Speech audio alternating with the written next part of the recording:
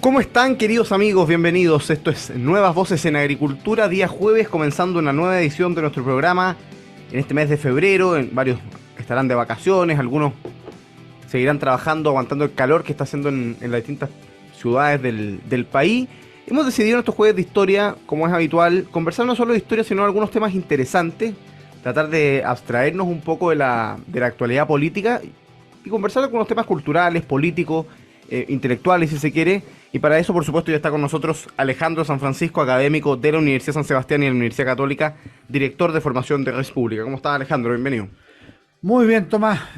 Acalorado como todos, pero hay que, al buen tiempo, buena cara. Alejandro, vamos a conversar de un tema que es interesante, que tiene una explicación, y es que hoy día hemos decidido conversar sobre el gremialismo, ¿no? Lo conversábamos hace algunos días. Ha sido un año interesante para el gremialismo histórico, si se quiere, ¿no? Porque hace algunos días, yo diría hace 10 días, falleció Arturo Larrazábal, ex decano de la Facultad de Derecho de la Universidad Católica, pero uno de los firmantes de la carta fundacional, si se quiere, el gremialismo en Derecho de la Universidad Católica. Y también durante el año murió Ernesto Illane, ¿no? En octubre En del octubre del 2023. 2023, Ernesto Illane, primer presidente FEUC del movimiento gremial. Y por lo tanto eso nos permite conversar de algo que nos ha tocado en conversaciones a lo largo del año, ¿no? El gremialismo, hemos conversado en otras oportunidades. Yo creo que ya llevamos como 3 o 4 años de jueves de historia, y por lo tanto hemos conversado de Jaime Guzmán, hemos recomendado libros, hemos hablado del gremialismo en distintas oportunidades. Em, pero en esta ocasión queremos hablar de gremialismo como movimiento político, como corriente política, como un conjunto de ideas que tuvieron una expresión política universitaria, pero también nacional. Parto primero por estas dos cosas que te comento, ¿no? La muerte de Arturo Raza, la muerte de Ernesto Illane, ¿da cuenta también del fin de un ciclo histórico, un ciclo político? Porque hay también figuras que son de los orígenes del movimiento gremial. Estoy pensando en la década, a fines de la década de los 60. ¿Cómo lees eso desde el punto de vista histórico de los ciclos de las generaciones? Lo leo tal cual tú lo mencionas porque efectivamente estamos eh, en un cambio de ciclo grande en el tema del movimiento gremial. Piensa tú que nació en 1967 desde el punto de vista formal y evidentemente la muerte de Jaime Guzmán fue prematura por un Mm, asesinato. Hace algunos años falleció Jovino Novoa, una figura crucial en el gremialismo, posteriormente en la UDI y en su cercanía a Jaime Guzmán. Y lo que ocurrió el 2023 fue la muerte de Ernesto Illana en octubre y ahora en enero, a fines de enero, el fallecimiento de don Arturo Irarrázaval. Los dos son clave, después podemos andar en ellos, pero piensa tú que en el primer caso, en el de Ernesto Illane, él fue el primer presidente de FEU gremialista, o sea, en medio del fervor de la reforma universitaria, de las dificultades de plantear posturas alternativas, Jaime Guzmán levantó su candidatura a la presidencia de la FEUC en 1967. Obviamente fue derrotada, pero logró que el gremialismo se extendiera a todo el ámbito de la Universidad Católica y fue clave para que Ernesto Llanes triunfara al año siguiente. Y eso me parece que es un mm, tema central. Bueno, que se muera el primer presidente de FEUC gremialista, ya había fallecido otro hace algunos años, Atilio Caorsi, y así es. también falleció eh, más joven, ciertamente, José Antonio Silva, que fue presidente de la FEUC el año 89. Eh, Da cuenta de efectivamente el paso del tiempo, porque son 55, 56 años que han pasado desde entonces. El segundo caso es el de Arturo Irarrázaval. Y uno podría decir, pero Arturo Irarrázaval yo lo conocí más como abogado, Claro. como decano de Derecho, como profesor de Derecho. ¿Qué tiene que ver con el gremialismo? Bueno, hay un documento que es el documento de fundación del movimiento gremial, que es de marzo de 1967, que aparece firmado por distintos alumnos de la Escuela de Derecho de la universidad, y uno de los que firma como alumno de tercer año es precisamente don Arturo Irarrázaval, en un texto que firman además, que sé yo, José Joaquín Ugarte, Jovino Novoa, Jaime Náquira y otras personas relevantes Por supuesto, el del mismo quehacer estudiantil, Guzmán. el propio Jaime Guzmán Mm. por los alumnos de quinto año, con Jovino Novoa. Entonces, efectivamente, es una persona del primer Claro. gremialismo del ciclo fundacional. Entonces, como una primera aproximación, yo diría eso. Si me das un segundo, quería decir otra cosa. Yo a los dos tuve el gusto de conocerlo, a los dos por razones académicas. Arturo de Raza fue profesor de Derecho Económico en primer año en la Universidad Católica. Yo ingresé a estudiar Derecho, si bien después me cambié a Historia. Fue un extraordinario profesor, pero yo creo que siendo gran profesor todos lo valorábamos aún más como persona, pues fue un hombre cabal, íntegro, de primer nivel. Yo por lo menos le guardo un profundo cariño y respeto. Después fue un excelente decano de la Facultad de Derecho, donde yo hago clase hasta el día de hoy. Segundo, Ernesto Illanes me invitó a dar un curso fascinante en la... De la Católica voy a acotar, porque fue decano también También de era la Los Los Andes, Andes. De también hecho, fue en la Hernán Los Andes. Corral hizo un bonito homenaje ayer en el Mercurio. Yo entré en la Católica, pero efectivamente él fue en la Los Andes también, primer decano, Así es. cuando comenzó la Los Andes del año 89. Y el segundo fue en el caso de Ernesto Illanes, que me invitó a dar un curso en la Universidad Católica, también en comercial, que era un curso de grandes ideas y cultura en Occidente, que tenía dos ciclos y que veíamos desde los griegos hasta nuestros días. Un curso que dictábamos en conjunto con la profesora Catalina Balmaceda, una extraordinaria clasicista que hay en Chile, y lo dimos en nuestra primera juventud, así que fue un muy, muy bonito curso. Y obviamente después tuve la posibilidad de entrevistarlo muchas veces en Illanes.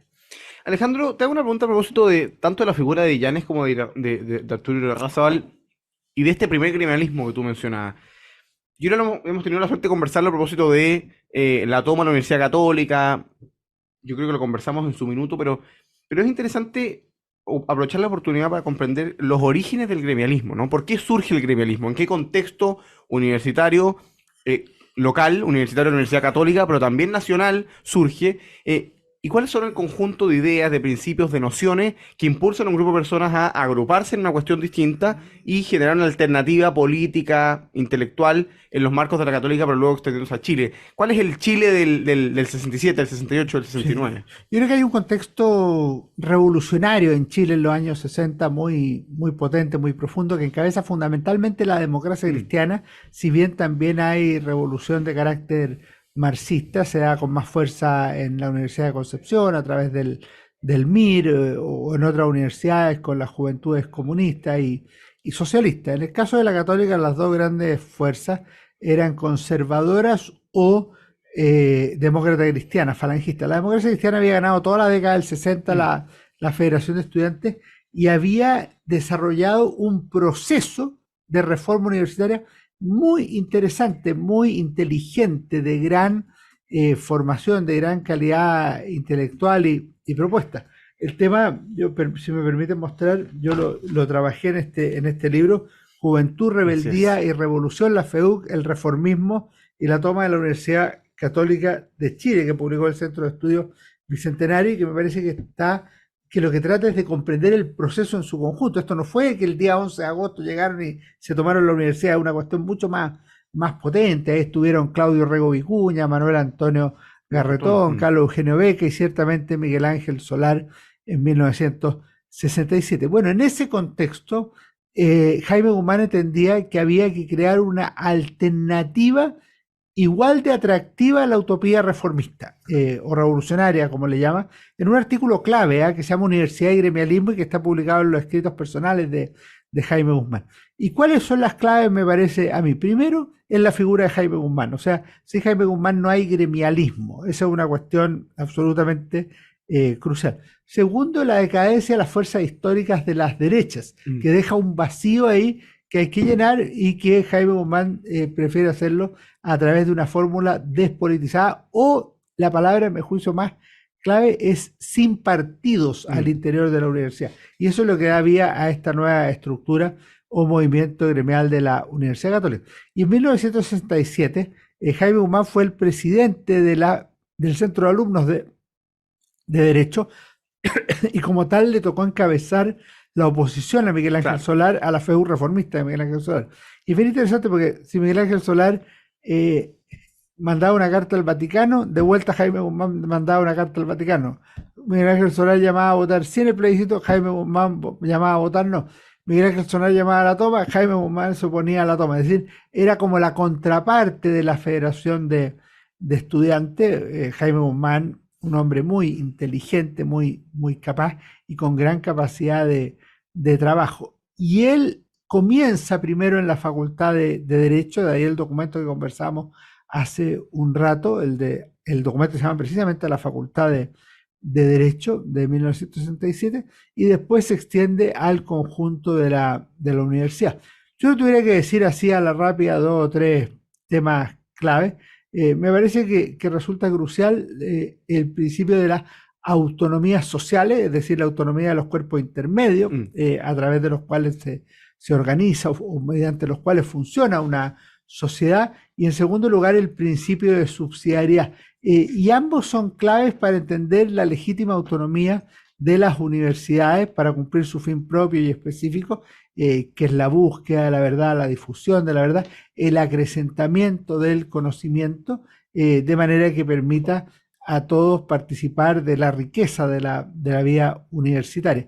Y por otro lado, Jaime Guzmán sostenía que había que dejar a los partidos políticos fuera de la institución universitaria porque la ciencia no tenía ideología, no había ciencia marxista o ciencia demócrata cristiana o ciencia conservadora, sino que lo que había era ciencia y que tenía su propia lógica y su propia dinámica interna. Y a partir de ahí articula un pensamiento que obviamente es bastante más complejo, que se expresa en ese documento, pero también en sus cartas al Vaticano, en su oposición a la primera reforma, pero luego en su promoción de un reformismo gremial o propiamente universitario, según explicaban, y ciertamente en su teoría de la universidad, que es la tesis que hace en la Facultad de Derecho junto con Jovino Novoa.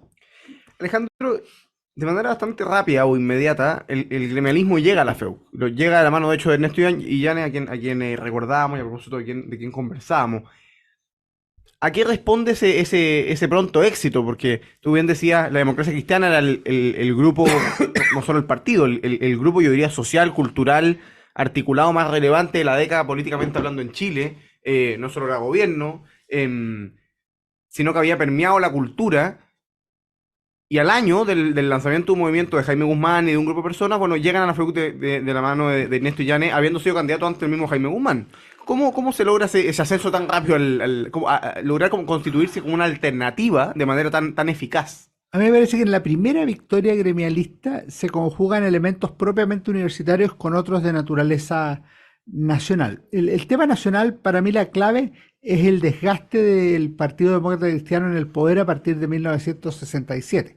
Hasta ese año, que es la mitad de gobierno, el PDC era una tromba, era un partido exitoso, Frey era una figura extraordinaria, los éxitos electorales lo acompañaban, no solo en la elección del 64, sino también en la del 65, que Claro. fue de carácter parlamentario. En cambio, el 67, ya ese plebiscito que planteó el propio Frey y Patricio Aylwin, presidente de la democracia cristiana, no resultó favorable al gobierno, sino que más bien a las oposiciones, esto es, a la izquierda del FRAP, el Partido Socialista y el Partido Comunista, y por otro lado el Partido Nacional por la derecha, que se acaba de fundar el año anterior, el año Claro. 66. Eso me parece que es clave. Ahora, ¿cómo sabemos que eso es clave? Porque si usted fija, el año 67, esto ya tiene expresión en la universidad. Ganó el MIR en la Universidad de Concepción, el 68 en la Universidad Católica, y el gremialismo en la Católica, y el 69 el Partido Comunista en la Universidad de Chile. De Chile. O sea, algo le pesa a la democracia cristiana ser democracia cristiana en esa segunda parte del gobierno de Frey. Esa es la primera idea. En segundo lugar, las cosas internas de la Católica. ¿Cuál es? Primero, el trabajo de Jaime Guzmán en la lista del 67. O sea, si no hubiera tenido esa capacidad de articular el gremialismo en toda la Universidad Católica, eso habría tenido que hacerse el 68 y la posibilidad de triunfo tendría que haber quedado para el 69.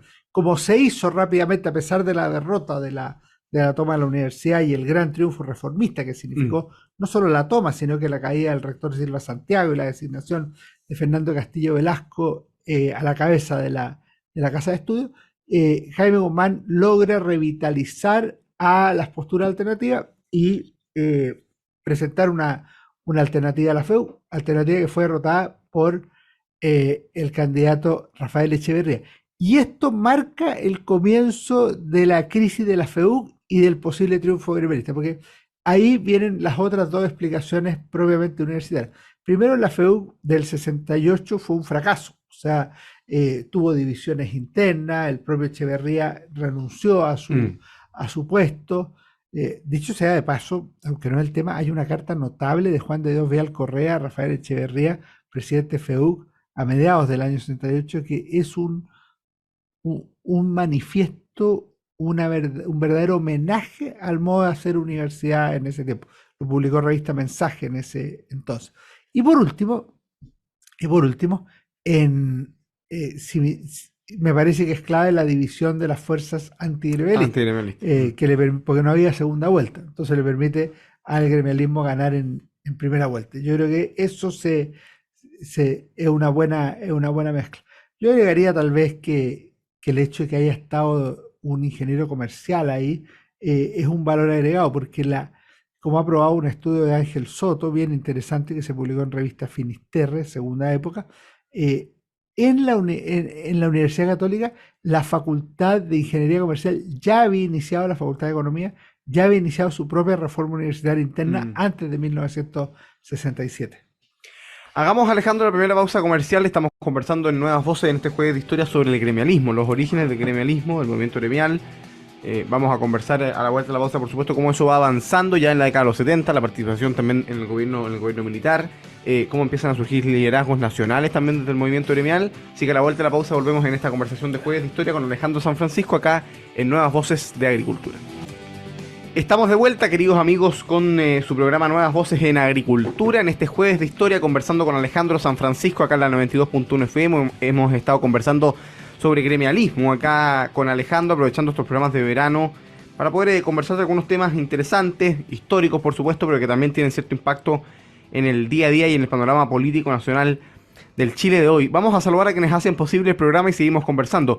Posgrados de la Universidad San Sebastián cuenta con más de 100 programas en diversas áreas del conocimiento. Son más de 14.000 los egresados que han preferido magísters, diplomados, postítulos y especialidades de la Universidad San Sebastián. Tú puedes conocer más en posgrados.uss.cl. En Enel buscamos cuidarte y que tu servicio eléctrico sea continuo y de calidad. Por eso, si sabes de un hurto de cables que haya generado corte de electricidad en tu barrio, puedes denunciarlo de manera anónima al 600-696-0000. Ayúdanos a evitar esta práctica ilegal y a mantenernos seguros con Enel. Y en AFP Capital queremos ser tu AFP. Con nuestra videoatención podrás conectarte con un ejecutivo, estés donde estés, gracias a AFP Capital. Alejandro, ¿cómo sigue el gremialismo después de esta primera FEUC de Ernesto Illanes del 69? Porque fue una época bastante intensa en materia política nacional, la Unidad Popular, el gobierno militar, y ahí el gremialismo tuvo una participación en ambos casos. ¿Cómo avanza, cómo se consolida ese gremialismo, ese grupo de personas que se articulan en torno a algunas ideas, pero que ya alcanzan la FEUC y que por lo tanto pasan a ser un factor, un grupo político bastante relevante? Hay que hacer como la acotación, si se quiere, que es interesante quizás que la explique Alejandro, del papel que tenía la FEUC y la importancia que tenía la discusión universitaria para la discusión política nacional, porque claro, hoy día quizás sería muy impensado, al menos la política universitaria en los últimos años ha tenido poca relación con la política nacional, al menos desde el 2011, que no se produce algo realmente contundente en esa línea. Sí, los dos temas son muy relevantes, Tomás. Primero, veamos cómo son los movimientos sociales estudiantiles para entender. Cuando uno analiza las federaciones de estudiantes o organizaciones estudiantiles en general, ellas no tienen por qué tener una presencia pública tan activa y permanente. Sin embargo, hay hitos en los cuales así ocurre. Uno de ellos fue el periodo 67-73, que tiene que ver con la toma de la Universidad Católica y el proceso de reforma universitaria. Eso es general, no solo en la Católica. El segundo, el proceso de restauración de la democracia en las universidades, particularmente en 1984, 85 y siguientes, cuando se elige a José Tomás Jocelyn Holt en la Católica, Yerko Lubetich en la Chile, y entre otros a Sergio Mico en Concepción o a otros dirigentes estudiantiles en otras universidades. Ese es el segundo momento. Me parece que un tercer momento es la revolución de los pingüinos del 2006, cuando emergen figuras también políticas relevantes. Y por último, el 2011 que tú mencionabas, que es crucial porque es un movimiento social que cambia no solo la forma de hacer política, sino que levanta liderazgos de gran repercusión futura. Yo creo que esa es la excepción, pero es una excepción relevante en la historia de Chile, los movimientos estudiantiles que tienen impacto público. Ahora, en el caso del gremialismo, el gremialismo se definía por la capacidad de no ser una golondrina de verano. O sea, Mm, si hubiera ganado Ernesto Illana y al año siguiente pierden, eso es una victoria que no consolida un proyecto, claro, al menos de carácter universitario. Y lo que se produjo fueron dos cosas. Por un lado, el gremialismo ganó 5 años consecutivos. Esto significa la victoria de Ernesto Illanes, Hernán Larraín, Tomás Irarrázaval, Atilio Caorsi y finalmente Javier Leturi en 1972, presidente en 1973, y eso implica una consolidación del proyecto. Pero además, cada dirigente, cada candidato saca más votos que la FEUC anterior. De manera que hay un reconocimiento estudiantil a la gestión gremialista en esos años. Ojo que esto, el criterio ese vale para cualquier institución, vale para la Federación de Estudiantes, para los gobiernos. Si tú tienes un gobierno y luego te reeligen, bueno, hay un reconocimiento mm, ciudadano al respecto. ¿Te guste a ti el gobierno o no te guste? Esa es una prueba objetiva, por decirlo de alguna manera. Esa fue la prueba objetiva de este primer mm, gremialismo. Y claro, referido al impacto nacional, evidentemente cuando asume la Unidad Popular, el gremialismo progresivamente va siendo un espacio alternativo y eso se manifiesta sobre todo, por ejemplo, en 1973, también antes, con el proyecto Canal 13 a todo Chile, pero sobre todo en 1973 mm. con la oposición a la Escuela Nacional Unificada. Y como ha señalado José Manuel Castro en un gran estudio, eh, se produce en agosto de 1973 un documento en la prensa que se llama Hacia una nueva constitución a través de la renuncia de Allende, que está firmado por la Federación de Estudiantes de la Universidad Católica de Mm. Chile y la Universidad Católica de septiembre. 2 días después, en la primera acta de la Junta de Gobierno, señala que se va a dar paso al estudio de una nueva constitución a cargo del abogado Jaime Mm. Guzmán, lo que revela un poco lo que había llegado a ser en ese espacio de tiempo. Y si bien se produce una quiebre, una ruptura importante a nivel de organizaciones estudiantiles, producto de la intervención de las universidades, que tienen rectores designados o Claro. delegados, y en las cuales se prohíben las elecciones competitivas para Federación de Estudiantes, hay una gran continuidad en la FEU que sigue siendo gremialista, ya no con un sistema electoral, sino con un sistema bastante menos abierto y con una designación más clara de sus autoridades. Pero ahí también hubo líderes muy importantes en el ámbito intelectual posteriormente, Arturo Fontaine Talavera, por Talavera, sí. ejemplo, en el ámbito empresarial, parcialmente político, Miguel Alamán, y ciertamente político como, qué sé yo, Cristian Larroulé, Andrés Chadwick, Juan Antonio Coloma, en la prensa, Juan Jaime Díaz. Díaz, en la vida profesional como arquitecto, Alfredo Burgos, es decir, José Miguel Olivares, también en el ámbito privado, y otras personas que empiezan a tener una gran relevancia en esos años, pero que no hay elecciones.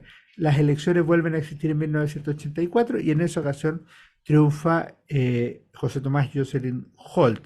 El gremialismo solo vuelve al gobierno universitario en 1989, en la década del 80, con el triunfo a fines del 88 de José Antonio Silva, el Cote Silva.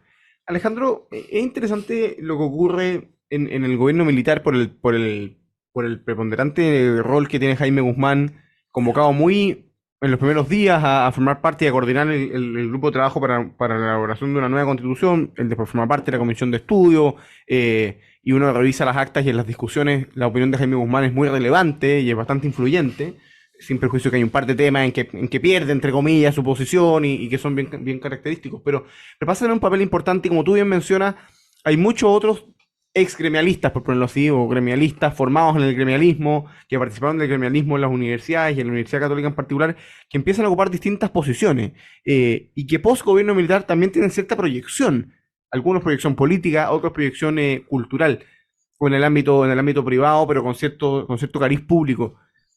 ¿Eso responde a un proyecto, responde a una oportunidad generacional, responde a que el gobierno militar convoca a este grupo como un grupo relevante? Es fruto de la casualidad o que todos estaban más o menos en la misma? ¿Cómo opera porque se construye una suerte como de red generacional bien potente del gremialismo, que ya podremos conversar cómo está hoy día, pero que en ese minuto era bien, bien potente. Sí, buena la pregunta. Tú sabes que hay un artículo muy notable, muy bien informado, completo, que además destaca la figura de Arturo Rasal, que es de Gonzalo Rojas Sánchez, el historiador, que se llama La forja de una Mm, generación. El artículo ha sido reproducido posteriormente en un libro del profesor Rojas que publicó Historias Chilenas. Y la verdad es que eso es, o sea, lo que empieza a forjarse en 1967, 1973, que es el periodo que analiza Gonzalo Rojas, es una generación que va a estar después en las universidades, pero que también va a estar en el ámbito privado y en el sector público político mm, específicamente. Piensa tú que Hernán Larraín, por ejemplo, estuvo en política hasta hace poco claro, como experto constituyente y así otras personas. Esa es la forja de una generación. Y lo mismo pasa entre los años 74 y 84 con estas otras personas que nombré. Piensa tú que hoy el presidente del del Senado, claro. Senado es Juan Antonio Coloma, que fue presidente FEU gremialista, obviamente en una fórmula designada en esa época, hoy elegido como senador. Entonces, ahora, ¿eso es casualidad? Evidentemente que no. O sea, ahí Jaime Guzmán empieza a articular un proyecto que es de más larga data. Y el concepto generacional lo usa el propio Jaime Guzmán. Fíjate que en el año 87 se produjo una celebración o Claro, conmemoración son los de 20 los años. 20 años del gremialismo. El discurso más crucial lo dio el propio Jaime Guzmán y la frase que ocupó en esa ocasión es: somos un movimiento generacional que ya ha dejado su impronta en la historia de Chile, y se refiere básicamente a dos cuestiones: a la influencia de ciertas ideas fundamentales en la nueva institucionalidad chilena, de partida las dos que mencionábamos hace un rato, la Claro. autonomía social y el principio de subsidiariedad, pero también la cantidad de dirigentes o personas vinculadas al ámbito público que pertenecían precisamente al movimiento gremial. Y lo podemos dejar para después. Pero en 1983 surgió el partido Unión Demócrata Independiente, UDI, que sin ser un partido gremialista, Claro. era un partido que descansaba de buena manera, de manera importante, en lo que había sido el trabajo gremialista en la Universidad Católica. Yo agregaría a eso que se sumaba el, la revista Realidad como una revista de pensamiento del Jaime Guzmán, del gremialismo, en la que tuvo gran importancia, entre otros, Ernesto Ernesto Llanes, claro. Illanes. Y por último, no está de más mencionar que ya en el gremialismo se había producido parcialmente esa fusión entre economía libre y pensamiento tradicional. Porque, por ejemplo, el primer presidente fue un economista, este es el caso de Ernesto Llanes, pero después fue vicepresidente eh, Miguel Kast. Y esa unidad Mm. es previa a 1973, que es la alianza que algunos llaman, me parece que no es correcto, pero se puede ocupar, Chicago gremialista, que en la práctica lo que logra es unir dos tradiciones, dos vertientes intelectuales culturales que van a tener relevancia en la transformación institucional de Chile. Hagamos la última pausa comercial. Estamos en un jueves de historia acá en Nuevas Voces de Agricultura con Alejandro San Francisco. Hemos estado conversando de gremialismo. En pocos minutos volvemos en este último bloque de conversación acá en Nuevas Voces. Estamos de vuelta, queridos amigos, con su programa Nuevas Voces en Agricultura. En este jueves de historia estamos conversando con Alejandro San Francisco. A propósito del gremialismo, Alejandro, conversemos un segundo sobre el salto del gremialismo a la política formal, si se quiere, y a la constitución de un partido político como es la UDI, a mediados de la década de los 80, con una incorporación transitoria a Renovación Nacional, pero luego la decisión de permanecer como un partido político propio, y que tiene una influencia bastante importante a fines de los 80, pero también en los 90 y comienzos de los 2000, yo diría muy particularmente. ¿Qué hay detrás de la decisión de decir, ok, vamos a hacer un partido político, vamos a tener un proyecto político y además electoral, ¿Y cómo has visto, hoy día 2024, cómo harías un balance de lo que ha sido la UDI como proyecto político que buscó encarnar el gremialismo? Primero hay una decisión de coyuntura. Lo que pasaba en 1983 es que se había producido una apertura Mm, política liderada por el ministro Sergio Nofre Jarpa, que había asumido en agosto el Partido Unión Demócrata Independiente, que en ese minuto no era partido, era claro. movimiento, se fundó en septiembre de 1983, o sea, un mes después de la apertura Jarpa. Y en ella estaban ex dirigentes gremialistas, desde luego Luis Cordero, una figura clave, notable del gremialismo, particularmente por el trabajo que hacen los sectores populares y después por la promoción de iniciativas intelectuales y culturales.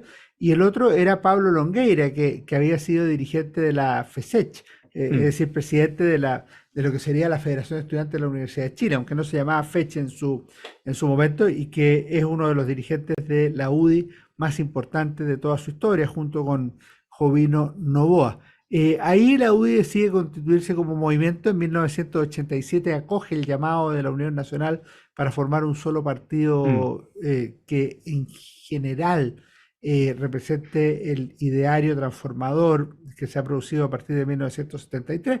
Ese partido fue Renovación Nacional. Se quiebra a comienzos del año 88, surge el movimiento UDI por el Sí y luego el partido Unión Demócrata Independiente. Si uno mira la primera fase de la democracia chilena, la Unión Demócrata Independiente tenía un par de grandezas y algunas debilidades. El par de grandezas era la figura de Jaime Guzmán y de una camada joven de dirigentes.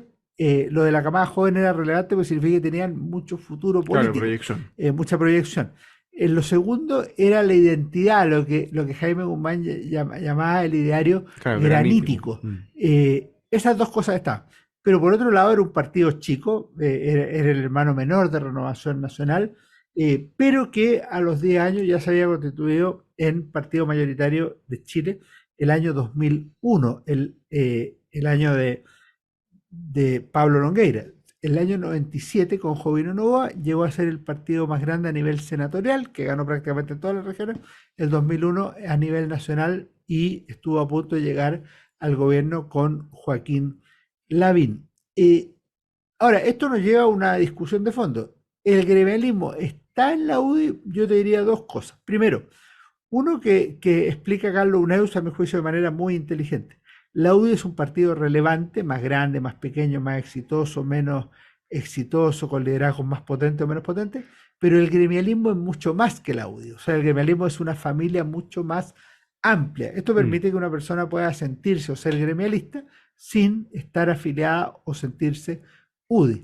Lo segundo es que en términos políticos, particularmente en la última década, al producirse una diversificación política y al surgir nuevos proyectos, el gremialismo está más disperso.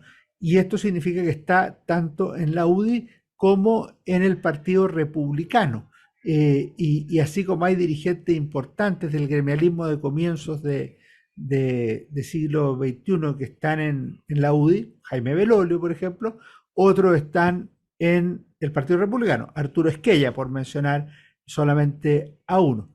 Y el líder más relevante de la política chilena de filiación gremialista es José Antonio Cast, que fue candidato y representante estudiantil en el Consejo Superior en los años 80, cosa que no ocurría con Sebastián Sichel, con Evelyn mm. Matei, con Sebastián Piñera o con otras figuras que también han sido importantes en las derechas en los últimos años. Alejandro, nos quedan 6, 7 minutos, pero te quiero preguntar antes de la recomendación del libro sobre la proyección del gremialismo, ¿no? Porque tú bien decías, acá había una cuestión cultural, estaba la revista Realidad, había iniciativas sociales, estaba el partido UDI, pero también seguía el movimiento gremial de la Universidad Católica. El asesinato de Guzmán trajo consigo también la Fundación Jaime Guzmán, que de algún modo buscaba preservar el legado de Jaime Guzmán, pero también contribuir en la reflexión del pensamiento gremialista. Y claro, cuando uno ve en el mundo de las derechas, la verdad es que sigue habiendo profesores que se sienten o se declaran gremialistas y que tienen un pensamiento gremialista, que están colaborando en distintos proyectos, pero si se quiere, quizás la articulación propiamente gremialista ha dejado de existir, precisamente porque se han ido optando por distintas iniciativas en que si bien hay una cuestión intelectual muy común, no está esta articulación, si se quiere, tan nítida como lo había en los 60 o como lo había después, si se quiere, en los 90. ¿Cómo ves que puede seguir hacia adelante el gremialismo, no? Va a ser más dificultoso. En los 90 era relativamente fácil, lo hacía la Fundación Jaime Guzmán, con Jaime Guzmán recién asesinado y sin dispersión política. De manera que era, por ejemplo, así se creó Profesionales al Servicio de Claro. Chile y así se inauguró la segunda época de la revista Realidad, que dirigió Marcela Cubillos en su momento. Ese es una cosa. Hoy día, evidentemente, son más costosos.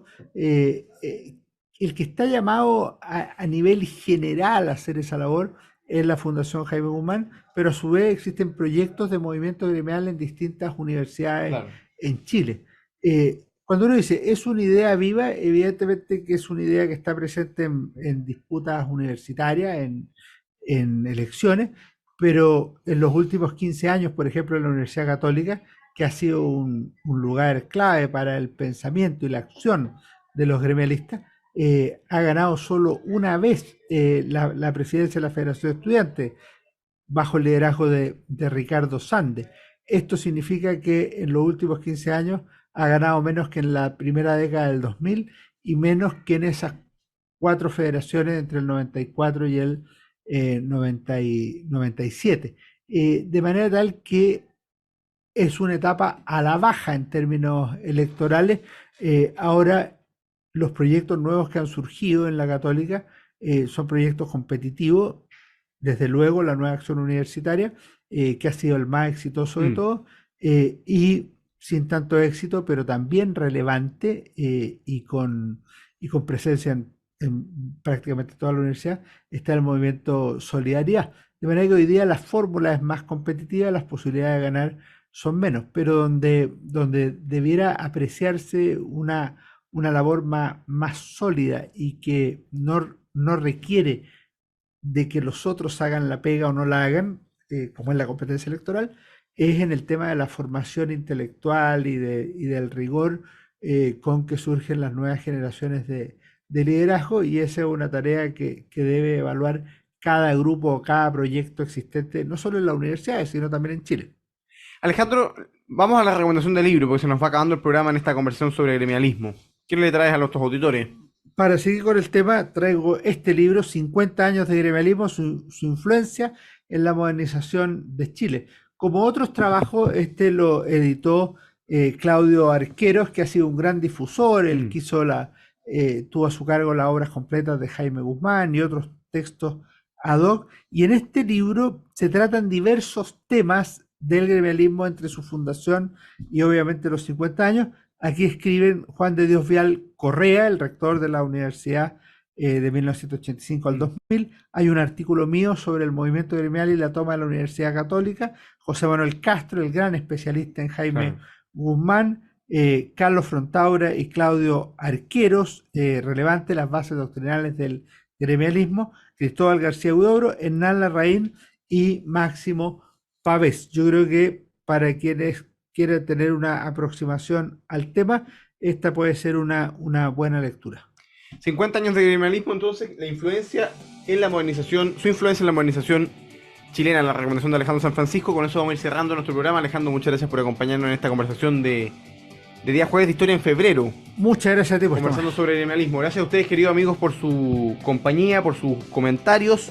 Los invito a que se queden en la 92.1 porque ya viene Deportes en Agricultura y nosotros nos reencontramos mañana viernes a las 13 horas, como cada día de la semana, acá en Nuevas Voces.